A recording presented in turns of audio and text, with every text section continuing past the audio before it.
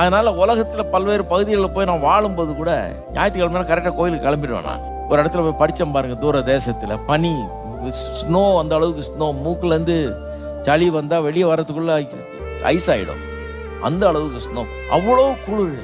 எந்த கோயிலுக்கு போகிறதுன்னு முதல்ல கேட்டு தெரிஞ்சுக்கணும். எனக்கு இடமும் புதுசு. ஒரு சின்ன ஒரு ஊரில் இருக்குது காலேஜ், பெரிய சிட்டி 17 மைல், சபைகள்லாம் அங்கே தான் இருக்குது நிறையா. எது நல்ல சபை, எங்கே நல்லா இருக்கும், ஒர்ஷிப் எங்கே நல்லா இருக்கும், எங்கே போதனை நல்லா இருக்கும் அப்படின்னு மொல்லமாக மோப்பம் முடித்தேன். அதனால் போய் என்ன பண்ணேன், இந்த காரில் போகிறவன்ல கை காமிக்க ஆரம்பித்தேன். யாராவது என்னை கூப்பிட்டு போங்க. நான் கண்டுபிடிச்சேன் ஒரு சர்ச் இருக்குதுன்னு. நிறுத்தி கேட்குறீங்க எந்த சர்ச்சுக்காக போகிறீங்கன்னு. ஒரு 4-5 பேரை கேட்டோன்னு ஒருத்தர் சொன்னால் நான் அங்கே தான் போகிறோம் வா ஏறிக்கான்னு. போகும்போதே சொல்லிட்டான், நீ டெய்லி ஞாயிற்றுக்கிழமை தூரம் வந்து வெளியே நின்று நான் உன்னை கூப்பிட்டு போகிறேன்ட்டான். பிரமாதமான போதுகிறவர், ரொம்ப நல்லா இருக்கும் போதனை.